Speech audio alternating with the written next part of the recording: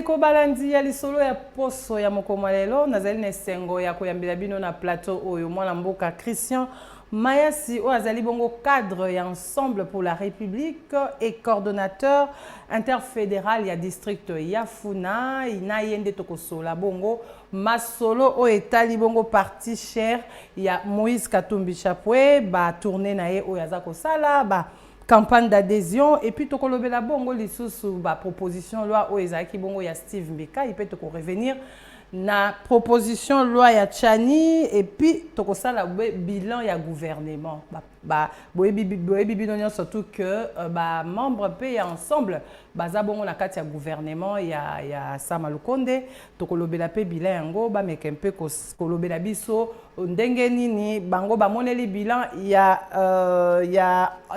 union sacrée et puis tokolobela lisusu affaire RAM et silito et silité tokoye bango na ndeko Christian pona kosukisa tokoleka bongo na kobeta memo quel solo ya match au RDC Maroc pour la Coupe du Monde oyo koza bongo le 25 ya mois oyo na République démocratique du Congo pe match retour e kozala bongo le 29 na Maroc na yende tokosola masolo wana nyonso pona koyanola ba na ba mituna oyo botuna ki bino nyonso na réseaux sociaux ndeko Christian Mayasi aye awa pona komanyola masolo ya politique na yambio ndeko Christian mbote maman journaliste boni basango via ensemble et puis comment ça évolue. Bon avant on a lobela Ensemble pour la République na lingi lokoleza émission na ngai ya mboya année otombela une bonne année bien qu'en retard na ba landi nyonso ya émission ba congolais nyonso et particulièrement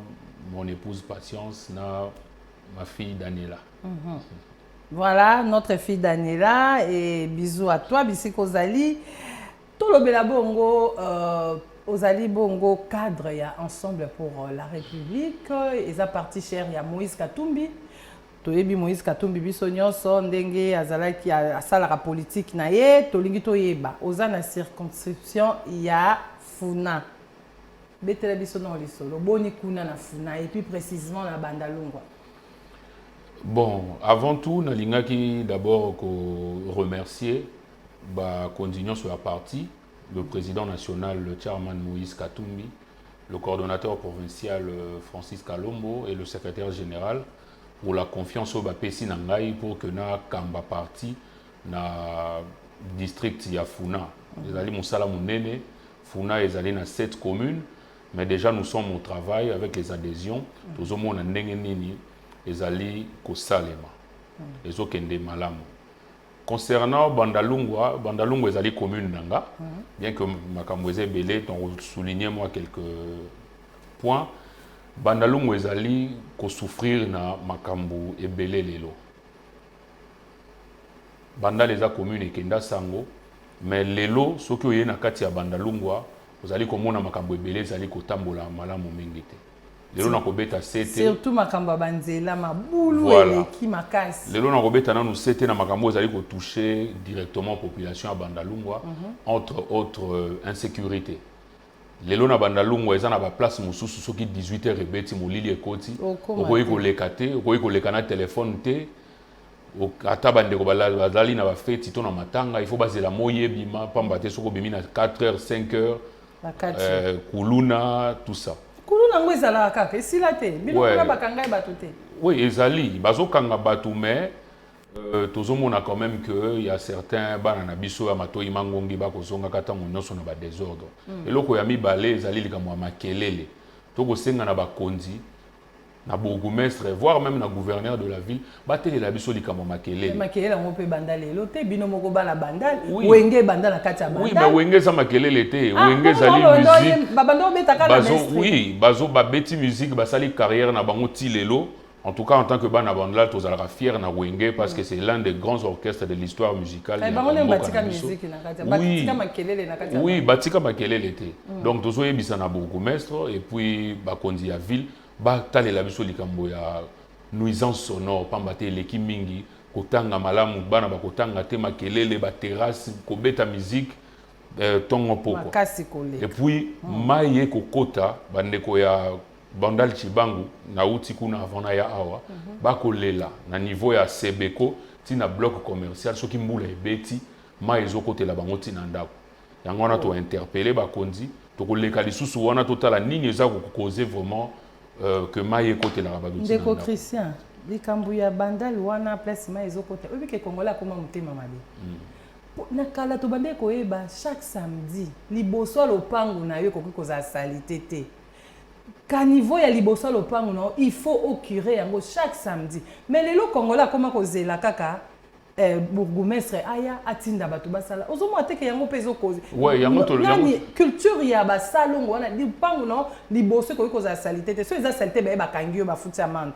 mais lelo eza te eza foti ya banani ya babourgmestre to eza nini bon tolobi que la responsabilité est partagée parce que tokoki kobwaka la faute nyonso na bakonzi te biso mpe toza na part na biso ya responsabilité lokola population toza kobwaka bamatiti toza kobwaka tomoni leta azosani eloko te tosani sensibilisation eza te oui mais esengeli na biso tozela leta te mpona kobwaka matiti place nango ezali na poubelle eza na terrasse te yango tokobenda mpe matoi ya bandeko totika kobwaka basalite na kati ya bakaniveau mais place wana eza koendommage vraiment même makadam bandeko baza na baboutique bandako place wana mai soki ezotonda na cibango wana moyeta bakota na ndako eza te epuis likambo ya mai ekomi mpasi mpe na bandala basika mosusu mai ezobima lisusu te toyebaka teke na bandala problème ya mai ezalaka mais ekomi toza kointerpele bandeko basala mosala na bango de manière ase ke tozwaka mai na niveau ya bandalongwa epuis bandeko bakodéplore likambo ya délestage oyo ekomi ya kosomba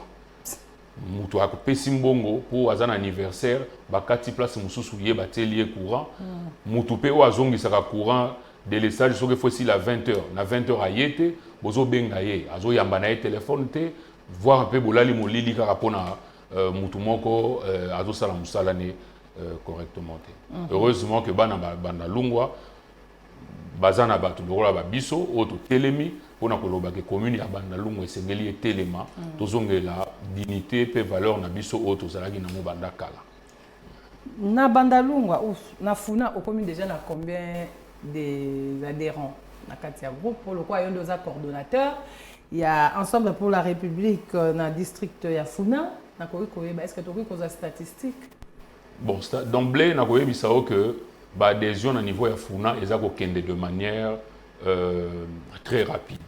D'abord tosepeli parce que na district ya funa bandeko bayambi parti ensemble pour la république ba comprendre vision ya Moïse Katumbi yango tozali kozwa ba adhésion ebele mikolo nyonso donc dans toutes les communes tozozwa retour ya bien à chaque fois qu'on organise une activité de masse pour les adhésions tout le monde dit que ba papa ba maman surtout ba jeunes ba comprendre vision ensemble pour la république ba comprendre na biso ke sengeli totonga Congo ya sika Congo mosusu un autre Congo est possible ndenge tolobaka autour du président Moïse Katumbi Tshapé. Et là, on est motivé que ensemble pour la République. Bon, histoire d'un ensemble pour la République est bandi Mwakala. Parce que en 2015, tu peux se souvenir que les gens bandeko Sambo 7, oyo la kaki porte ya AMP à Joseph Kabila, oyo ba boyaki dolenge makambo bandeko tambola à l'époque, balobaki que biso et sengeli koyebisa na mokonzi Joseph Kabila que révision ya constitution ezali mabe ndenge mboka ezali kokende to bande kokende donc kende mabe yango na bandeko wana ba se tournaki ba pesaki mu Congo ba kende ko continuer lutte bango esika mosusu to yebi ndenge bazalaki humilié na koloba bandeko lokola Olivier Kamitatu, José Ndundu, Feu Pierre Lumbi, Feu Charles Mwando Tsimba, Christophe Lutundula, na ndeko Dani Banza, na bideso na bosani na Gabriel Kyungupe. Certains bazalaki même obligés à Okenova en exil. Ils ont même laissé leur poste ministériel, Batika ba ministère, Batika, voire même ndeko Moïse Katumbi a dû démissionner de son poste de gouverneur du Katanga pour que obligé qui était. Teba obligé qui était. Il a démissionné librement. Pour que l'intérêt de Liboso, c'était de défendre la population et non ses intérêts personnels. J'ai été touché par ça et je me suis rapproché un peu plus de ce parti. J'ai compris la vision, j'ai suivi Moïse Katumbi, j'ai compris que c'était la personne qu'il fallait pour sortir ce pays de là où nous sommes. Et bongo siko batonde na ye oyo tokaki Moïse Katumbi azaki na este kuna mais tozoka lisusu te banda kendaki azokende lisusu te problème nini? Bon, asukaka kuna il y a encore des tournées. Non, pour ça ya Moïse Katumbi ezali asala Congo mobimba. Ba Congolais nyonso quelle que soit la province esika bazali, ils ont besoin de voir Moïse Katumbi. Bazana pour ça koyoka Moïse Katumbi aloba na bango mai o yazali nango. Après ça bango moins espoir. Oui, après ça bango moins espoir parce que avoir Moïse Katumbi, il incarne déjà un certain espoir. Donc tu as vu que ce qui Moïse Katumbi a quitté la province moko ezalaka toujours scandale, c'est un agitation, tu pona ko landaye pona ko yokaye et puis Moïse Katumbi yemo ko sepela na communion wana entre ye na population. Donc après est Moïse Katumbi rokende wapi? Bon, après Kisangani, déjà nous avons une cellule d'appui à l'implantation du parti. Oizo Kambama Ndeko Olivier Kamitatu, Ndeko Francis Kalombo na bandeko mususu. Dernièrement tolansaki na Kinshasa campagne d'adhésion, bakendaki na Bandundu. Actuellement ndenge tozolo babo ils sont dans la province du Congo central. Et sika bazo ko poursuivre musala na bango wana malamu. Puis après tokokende na ba province. Et campagne d'adhésion na Kinshasa, tokomi na niveau nini? Bon, campagne d'adhésion ezo salama. Tout d'abord na lingi na lancer. Tokomi na commune nini? Un coup de chapeau na coordonnateur provincial Francis Kalombo et puis na ba coordonnateur interfédéraux nyonso. Il y a Lukumba, il y a Moamba, il y a Tchangu et puis il y a ngai moko Funa. Les autres malamu. En tout cas, lorsque tu as une réunion, tu as que les choses avancent, chacun la circonscription na ye azosa la musala makasi et puis ba résultat la moizo monana parce que ba ndeko belé bazoya ko adhérer na parti bazozo ba carte na bango librement et de manière correcte. C'est quoi adhésion ngo ba conditions za la raté boloko tika muto aye na ebo ya ko s'adhérer ka po bozana bato ebele to ndenge nini. Conditions za raté até loko ofele senga critère. Voilà. Ba conditions ebele mais ngana résumé rango na biloko mibale. Pour que au côté ensemble pour la République, Zala na 18 ans ou plus, et puis Zala na Bolingwa Congo. Pour Nanga, eza condition majeure. Voilà. Pour na kokota ensemble, il faut Zala déjà majeur, aux ana 18 ans, mata, et puis aux Zala na Bolingo ya Congo, aux appels na moral à malamu, aux ana Bolingwa Congo, aux ana mutu. Au Mélano matiti makasi. Voilà. Donc il faut appeler na moral pour yemoko mukolo parti boyebi ndenga zalaka. Biso surtout toyebi Moïse Katumbi ndenga zalaka. Donc eza bongo campagne ezo continuer, le campagne d'adhésion ezo continuer. Oui, campagne d'adhésion ezo continuer. C'est quoi to commune à commune? Bon, ezo ça vraiment par communauté. C'est-à-dire que toutes les communes le font au même moment. Au même moment. Parce que Kinshasa c'est monene, donc il s'est fait que c'est chaque jour qu'il y a des gens qui viennent adhérer à notre parti. Et là, on a la manière dont Kinshasa et Yambi Moïse Katumbi et Fongolele Motema Bakino Balobi va comprendre. Et Sengeli to adhérer na parti, to adhérer na vision ya Mwanamboka Moïse Katumbi Chapa. Et Ndeko Christian Mayassi nazo rappelé que Ozali cadre ensemble pour la République parti à Moïse Katumbi. Aux coordonnateurs interfédéral il y a district Yafuna Wapipa et Ozo Sala Mosala. Il y a parti Nabino, il y a ensemble pour la République et tous les kabongo na okaki di solo il y a proposition, il y a loi à Steve Mbekaï. Il y a loi à Steve Mbekaï a le mandat à chef de l'État et comme a bongo na 7 ans. Il a botangi ya ndenge nini. Et bien 7 ans. Bon, 7 ans n'est pas le problème pour Nangaï. Mais, 7 ans pour Nangaï, c'est un problème. Moi, mon problème est... Vous avez un avantage de Moïse Katumbi comme président au fin d'attendre 7 ans.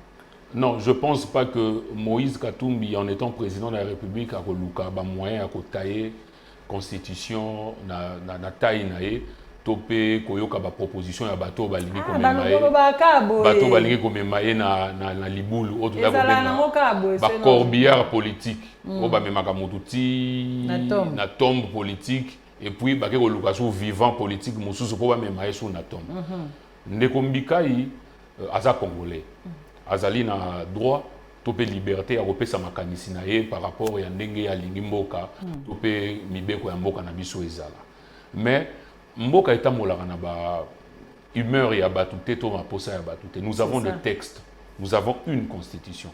Moi personnellement on a ça là qui démarche ya rekutana na certaines personnes où va participer à un dialogue intercongolais où il aboutissa na élaboration de la constitution oyo tozanango. Constitution oyo tozanango ba imposer ki biso ya ngote. Population azala ki soumis na référendum to ponto loba oui soit to loba non. Toyebi que majoritairement à 85% ba congolais ba loba ki oui na constitution oyo. Et tant on a koutani na certains bande ko mususu bazalaki na tunaki bango fait idée c'était quoi l'idée na kati ya constitution.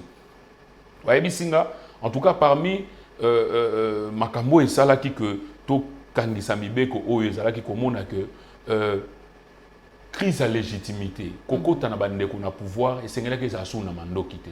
Et bon ata moto akoti na mando kité soki azui bokonzi atambola lolengete que aumela na pouvoir pona libela lobi mutu musu esengeli aya. Yango wana ezana ba article mususu na kotanga lokola 220 où il lobby clairement que ezali na makambo oyo ekoki ko faire objet na révision mon côté. Na kotanga bolimbisi article 220. La forme républicaine de l'État, les principes du suffrage universel, la forme représentative du gouvernement, le nombre et la durée de mandat du président de la République, de l'indépendance du pouvoir judiciaire, le pluralisme politique et syndical ne peuvent faire l'objet d'aucune révision constitutionnelle. Et ça là qui pour nous sabiso que ce qui ne quoi pour bailler baki que toza bateau ba flatteur ya boye bailler baki que ba kozala kaka yango wana tozo ki ba garde fou pour nous loba que la révision constitutionnelle durer le nombre to peut durer à mandat chef de l'État ça peut faire lieu aucune révision. C'est parce que Ndekoyo yé au côté yango 7 ans. Bon, il va éviter attendre l'article. Yango tozolo ba ke zana bande ko mususu soki baso luka positionnement politique bakoya na ba argument ya boye pour faire plaisir à Félix Tshisekedi. Félix Tshisekedi n'a pas besoin de s'éterniser au pouvoir. Na ndenge ngana yebi Félix Tshisekedi a koli na école ya démocratie chez Etienne Tshisekedi. Il n'est pas quelqu'un qui vient pour s'attarder au pouvoir. Alors, on va dire qu'on a makambo et qu'on a un désordre et qu'on a une contestation. Parce que si on a mis 7 ans et que lobby n'a pas mandat fait comme à 10 ans. Donc, c'est tout ça qui a 10 ans. Pour les gens 17 ans, voilà, il y a un autre lobby qui est il y a des histoires où on est ceux qui il a besoin de 7 ans pourquoi tu vas attirer attention na bango et pas naie ou bien pour toi et politique n'engé comment na mboka na biso. Mais non, s'il ne se retrouve pas, je pense que c'est un homme, il peut faire autre chose. Joseph Kabila n'est pas au pouvoir. Azana Bilangane, Azosala. Moïse Katumbi n'a aucun poste politique maintenant au sein du gouvernement. Mais ces ministres sont là. Ils font partie du parti. Oui, on a besoin de lui dans beaucoup de choses. Aujourd'hui, notre population souffre. La priorité pour nous aujourd'hui serait d'adopter, de proposer de lois sans la population. Notre population croupit dans la misère aujourd'hui. Le pays va mal. C'est pas, on ne peut pas se voiler la face. Mais ce n'est pas aujourd'hui que le pays va mal. Le pays va mal. Depuis Kabila Zalaka, le pays va mal. Oui, mais il faut que le pays va mal. Voilà. C'est pourquoi nous, ensemble pour la République, on doit faire cesser ce mal-là. Et ce changement doit venir de nous. Tout ça,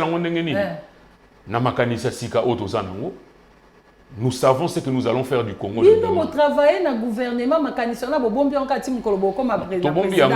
tous les ministres au sein du gouvernement qui sont en train de faire leur travail. Et nous allons à la fin évaluer chacun d'entre eux selon son secteur à Salaki. Et nos ministres, ceux d'ensemble, sont en train de faire correctement leur travail d'après les informations que nous avons. Et makaniswana bozo zelaka ceux qui Moïse Katumbi a commis président de Non, si on peut mettre en pratique. Vous allez dans ma canisse. Il y a malamu pour mboka. Et basa la biso confiance. Bandeko bazoya na activité ensemble, on a déjà vision d'intozana pour la RDC. Et proposition de la loi Tchani dérange qui bino mingi. Il y a Congolais qui nini. En fait, ngai proposition ya Tchani et dérangeant ngate mais ça nga passé. Nandeni. Mboka na biso ebandi na 2018 té. Mboka na biso ebandi kala. Ndeko Tchani ndenge na lobaki pona ndeko Lutundula aza libre ya kopesa biso makanisi na ye ndenge ya lingi. Amoni que pona ko diriger mboka faut za la Congolais de père et de mère. Bon, eza ndenge ya zomonela makambo. Mais ngana ke na principe moko lelo. Ba élection ba gouverneur ezali. Est-ce que na situation politique actuelle ndenge toza lelo na mboka Congo? Est-ce que moto akoki ko uta ba Congo? Ake ko postuler na Kasai comme gouverneur va voter? C'est difficile. Non, parce que aussi bo baby la biso. Oui, mais c'est ça. Beaucoup de la biso ba tribalisme depuis moto akoki ko uta Mbujima ité un Kasaïen ake ko postuler gouverneur na Équateur et puis va voter, c'est difficile. Dans l'obité que c'est impossible. C'est-à-dire les autres déjà mutu na mutu a comme une tendance à province na ye. Ce qui te commis déjà à niveau que Mukongo a quoi que député provinciaux ya province Mususu il faut pas voter kaka mutu aza originaire de la province na bango.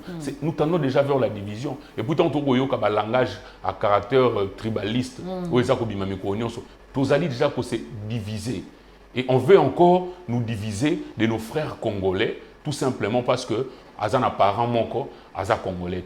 On va même très loin to pesi bango étiquette. Il y a des étrangers déjà. On leur traite des étrangers. On leur traite des demi. Parce que parents congolais, mais quand tu n'as pas, tous tes parents ne sont pas congolais. Et toi, tu es né. On a des étrangers. Moïse Katumbi n'est pas étranger. Moïse Katumbi, a parents katangais. Sa mère est katangaise, était katangaise. Paix à son âme. Pourquoi c'est quoi déranger qui binoni? Et zoko déranger biso te pour Moïse Katumbi kaka. Et ça peut déranger biso parce que c'est une décision, une loi qui va engager toute une nation pendant plusieurs années à venir. Et ce n'est pas Noël Tchani qui détermine qui est congolais, qui ne l'est pas. Nous avons de lois. Et puis, article 13 de la Constitution, ce qui est tangi malam. Parce que dans mon île de Tchani, on dirait attendre la Constitution malam. Aucun. Attendre nango, mais au moins, lorsqu'on est aveuglé par Bamakamususu, on peut oublier l'essentiel. Aucun Congolais ne peut, en matière d'éducation et d'accès aux fonctions publiques, ni en aucune autre manière faire l'objet d'une mesure discriminatoire, qu'elle résulte de la loi ou d'un acte de l'exécutif en raison de sa religion, de son origine familiale, de sa condition sociale, de sa résidence, de ses opinions, et puis ainsi de suite. Mobeko elobi, Moïse Katumbi aza congolais. Mais bino boyeba ki. Tango Félix Tshisekedi. Tango Félix Tshisekedi a commis président de la République. Moïse Katumbi a récupéré passeport na congolais. Il était en exil parce que la loi dit que aucun citoyen ne peut être forcé à l'exil. Et le président Tshisekedi a appliqué la Constitution. On a remis le passeport congolais à Moïse Katumbi. Et quelques mois plus tard, non. C'est un Tanzanien, c'est un Juif, c'est un Zambien et tout. Maman. Moïse Katumbi pe makambo eleki ebele. Makambo eleki ebele te. Tomoni ekuna na Zambie, tomoni ekuna pas ba juif. Batunde baza ko comprendre que moto oyo azana maele ya sika. Soki to tikiye, oui, soki to tikiye eza déclin pour Nabiso. Ils veulent tout simplement le mettre à l'écart et ça nous n'allons pas tolérer. Moïse Katumbi est congolais, c'est notre frère.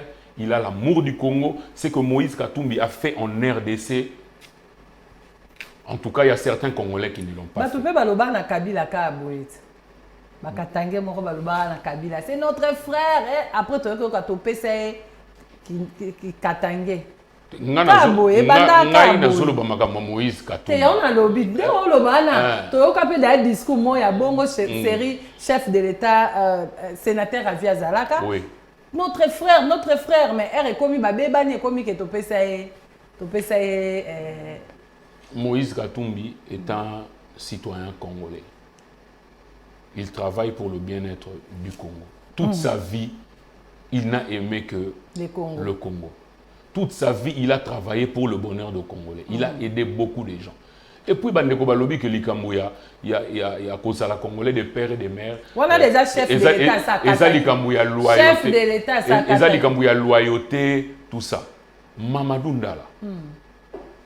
Papa n'est malien, maman n'est congolaise. Akoufa na guerre na est. Akoufa pour na ba congolais, to pour na ba malien. Mais Azalaki na armée congolaise. Oui. Azalaki na armée congolaise. Pona kolakisa que kozala congolais de père et de mère, et ça garantit qu'on trahir Mbokate. Parce que nous avons des congolais de père et de mère qui font pire que ça. Il y a Malina RDC, Mamadou Ndala Ngarabunda. Oui, Ngarabunda pour la RDC. Ah, c'est vrai ça. Oui.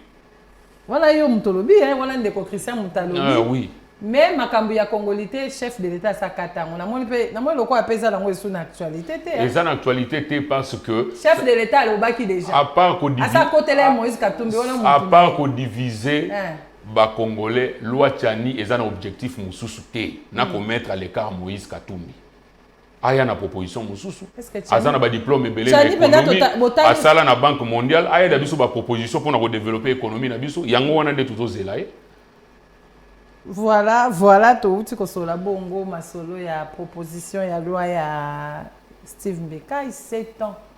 Nazoka mo likambango 7 ans. 5 ans eza mukie. Pour ce que ça 5 ans 2 fois ça 10 ans. So ça 7 ans 2 fois ça 14 ans. C'est que ndeko Steve Mbeka il faut atala lisusu. Loi na malamu na ebité ba député ya mboka na biso Félix Tshisekedi. Ndeko Félix Tshisekedi la dictateur té. Ba commissaire dictateur té. Ndeko Christian. Azana makila ba congolais na maboko nanu té. Il est donc batikaye. Azana nous pur ba kotaye na makambute we komemela biso simanango ko potana ba to ba kufaka na ba marche to na ba revendication. Nous ne voulons pas de ça. Tolingi l'année prochaine nous allons aller aux élections et tolingi élection et salama na lolenge ya kimia. Ndeko Steve Mbikai. Ensemble lingi élection salama na ndenga kimia longola no makamno ya 7 ans wana. To saela na 5 ans oyo ekomami na kati ya constitution bosana yango po nandimite ke bai bakongomani bakosepela na proposition wana c'est de trop to luka kute ko matana 4 ans ata 3 ans hein tozo luke ko mabongo po muto ayeba ke so na zawa na samba mbo po na tika na kende 7 ans nandimite ke bande ko na biso bakongolais misusu bakolinga yango ndeko mayasi pa lobi tika biso to sala l'élection na biso tokosala na 2023 na kimia po o wana eza intention ya kobebisa makambo ya élection hein ndeko Steve. Donc voilà to bongo siko ndeko mayasi bilan ya gouvernement et union sacrée. Bon, kosala bilan d'abord mandat ya bandeko za en cours. Nous avons un gouvernement. Nous avons des ministres au sein de ce gouvernement. Au bazosala musala na bango bien. Bien que nous constatons certaines choses où ils ont continué à plonger mboka na biso na kati ya libulu. Notamment likambo ya justice bandeko bako détourner misolo ya l'état ba okanga bango te bako kanga bango bako bima amisusu bako kanga bango te tozo pona bandeko mususu justice ezokende mbango pona bandeko mususu ezokende malembe. Donc il y a certaines choses neti likambo ya ramoto déploraki awa. Donc eza makambo ebele oyo biso ensemble pour la République bien que toza na union sacrée toza komona que awa eza kotambola malamu te awa eza ko te tozokende mabe bandeko tozonga awa bien que toza compris te na bandeko mususu mais nous et si intérêt à la population ezali tokolemba koloba te nous allons continuer nous allons parler jusqu'à ce que les choses vont bouger. Pona yo mandat il y a gouvernement Samalukonde na okokina ko détailler en te. Bon nakoki ko détailler en te parce que moi mikolo bango basali tozomona mabulu pe bazokunda moi babiloko ya mike obalaka ki biso bazosala mabulu bakundi wapi. Oh awa nyonso to na GBA ozomona te babongisi maman likambo ya mabulu ya nzela c'est quelque chose faut tous en très aussi kuna na njili brasserie babongisi nzela ozopona kaka ngaka sako loba partout bakoki osala nyonso na mokolo moko te ndeko oui mais tout le monde a peur qu'il y ait un changement biso to lingi te que makambo échoué souhait na biso kezali makambo esalama moni ke ba transco tala ndenge ba transco ya ke belé awa kaka na gouvernement ça malkolo oui voilà ce qui montre encore qu'un ministre ensemble ministre en transport a tout ça on sala moi je parle du gouvernement nazolobela gouvernement bila ya gouvernement autant que transport transco tandis que ministre ya ozoloba ozomona eloko te yango nazoyebiso mabulu bazokunda batransco ezoya ekomokende ntina baprovince nous encourageons cela souci na biso ezali que komona ville ya Kinshasa to Congo démocratique ezwa elongi mosusu ya sika oui yango toza ko encourager même le gouverneur à continuer dans ce sens là mais à faire aussi misala o eza sérieux parce que dans la place musu babandi misala baboy kaka zelo batiki baki place musu bouleye ezongi tout ça et puis baka niveau en tout cas le gouvernement provincial en tout cas il faut azwa likambo baka niveau au sérieux yango nazolo bela pona ville à Kinshasa et sengeli Kinshasa sengeli et joue leadership moko ya makasi dans le sens que il faut ville urbanisme nango en tout cas esengeli en tout cas ba retracer ville à Kinshasa parce que Kinshasa ezaka Kinshasa où ezalaki na Léopoldville wana yango toza nango ti lelo pendant que nous tendons vers le 20 millions d'habitants na ville à Kinshasa nous avons que les mêmes routes toza na mo ba route mike wana en tout cas esengeli que l'hôtel de ville a mais un peu qu'on réfléchir na sens wana même ba problème embouteillage c'est terrible, ça devient même très compliqué quand on est à Kinshasa lelo. Quand on est à Lingazaka na mutuka embouteillage et ça matin. Oui. Ni tukele. Ata Congo mo. Ni tukele ki. Oui. Ni susu kuta ezaka na mikanda. Ata Congo mo bimba bazana mituka, gouvernement bakondi basala nzela oyo mituka wana nyonso ekotambola. Bisika osanzela. Embouteillage. Batonga ba mapa. Na ba ville lokola Paris, Hong Kong, tout ça, embouteillage ezalaka nango. Mais oya biso tozomona que c'est d'abord lié mauvais état de route, incompréhension, il y a des chauffeurs et puis il y a sens contraire. Discipline exacte, chauffeur à oui, mais c'est ça. Il y a un lobby que biso population, tous allons n'a pas responsabilité dans makambo belé zo sala. Donc ba kondi ba prendre ba disposition, on a rail o ezaki ke train ko kai ko sunga bato. Par exemple, tout monde na mona une vidéo moko bato bazo basali ba bimisi ba kiti bazo mela vraiment ba sucré pe meni. Donc, ce qui est très dangereux. Donc, Toza Nakati Mboka, nous ne sommes pas dans une jungle.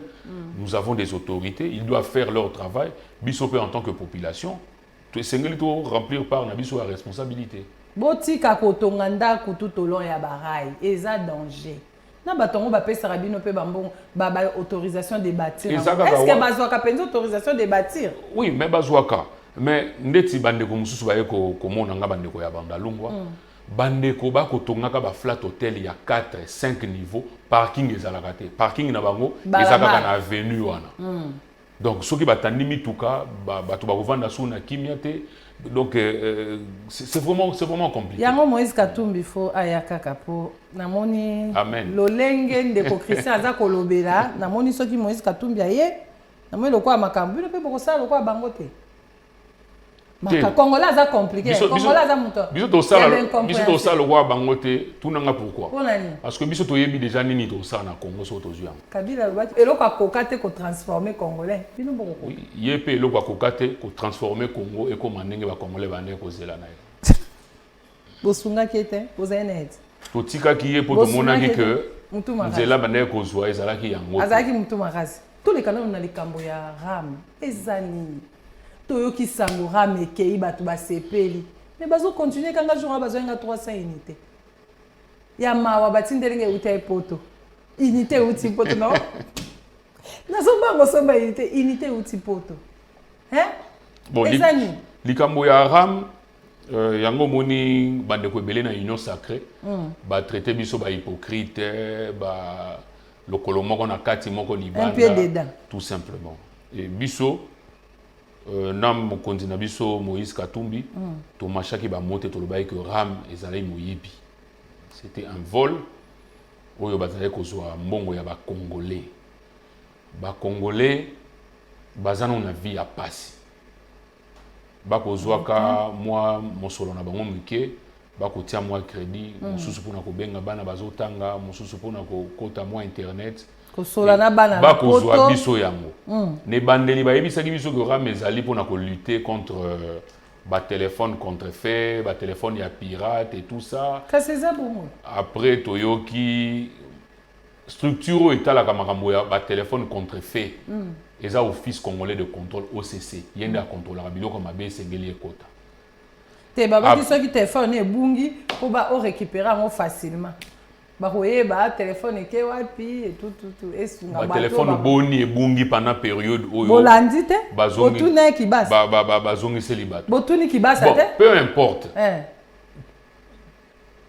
cela ne justifie pas que bazwa biso ba $1 point soki quelque chose bande kozwa rameza taxe te eza impoté eza redevance te baza kozwa biso yango et bandeko balobi que esengeli ba stopper kozwa biso mbongo ya ram. Et ça déjà premier pas to lobi OK c'est bon. Mais mbongo na biso ke wapi. Et sengeli bazongisa na biso autant de dollars bazui, bazong ba restituer na congolais moko mbongo na ye. Bazongisa lisusu. Oui, vous bazongisa parce que to yebi sike zo kendete eloko zo salate. Bazongisa ba koyebisa biso eloko nini o mbongo ani ko salela. Ata ba koyebisa biso ezwelinanu. Mbongo biso to ko sunga mboka ote. Mobeko nini elobi que esengeli ram bazwaka yango na telefone ya mutu ba convertir yango na mosolo quelque part. On a c'est quoi il faut que tu na bato ya télécommunication na bato ya réseau ba sola kana ba ndenge. Maman na makambo ya ram il faut qu'il y ait un responsable. Esengeli na bato ba kangama. Lokwa to lobi keza na bongo ya ba congolais bazwa esengeli na bato ba kangama pona makambo ya ram. Ba sambisa bango. Ata ba sambisi ba kangi bango ba ko bimala bango ba kozong sambongo wana te. Mabeza la ka restitution ezala raté. OK oyebi ke na vanda la nga moi 5 ans nga na prison mbongo na nga na. Autant yo lobi ba ko kanga bango ba ko bimela problème te. So biso ensemble to lobi to bimi ba. Te yango to mona te ndeko Christian. Yango to zo mo yo lobi ba kanga bango yo na lobi soki ba kangi bango ba ko bimala bango. Vomie koloba bazongisa mbongo na l'état to ba place mbongo ane ko. Bazongisa mbongo na l'état te bazongisa la biso ba crédit na biso ba jui pendant autant de mois. C'est ce que nous voulons. C'est même pas tozo bonde la bango, il faut ba sala yango, c'est notre argent.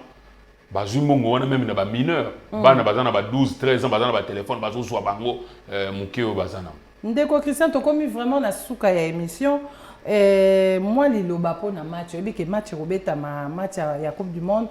RDC na Maroc bakobeta bongo le 25 mars ya mois oyo. Bakobeta na kati Kinshasa na Stade de Martyrs et puis le 29 bakobeta na Maroc. Moi liloba po na toyebi ke président Moïse P alinga sport fort alinga football congolais makasi. Donc moi liloba na ndembo wane kobeta ma na RDC. Bon, le président Moïse Katumbi Nicolas Tozo Benge le prochain. Le prochain. Ah, donc le prochain candidat. Tolobi le prochain. Yo bagisa eloko yo li. Tolobi le prochain. Donc c'est un grand sportif. Ouais. Et nous avons vu Nakati ensemble pour la République comment est-ce que biso bato outi de la province est belé tout ça Nakati ensemble comment est-ce qu'il nous gère. C'est vraiment un bon manager et to moni que soka na tête ya mboka makambo kende susu malamu koleka.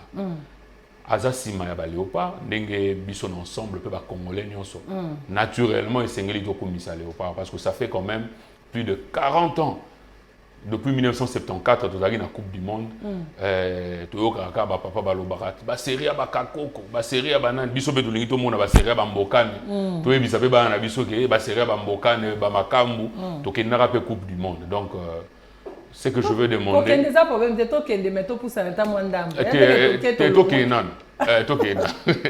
Donc, bah congolais nyonso tous à la derrière nos léopards. Oui que match kobeta ma on allait comme retour.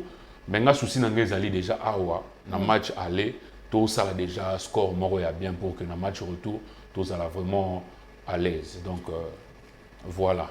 Courage et léopard, courage au coach. Bisonos tous en la sima na bango. Le 25, Toto senga vraiment par rapport à la mesure à Covid au stade de martyr ba kota mwakala. Covid est ici là. Ba permettre biso to ya stade. To kota vraiment to sombo ba billet.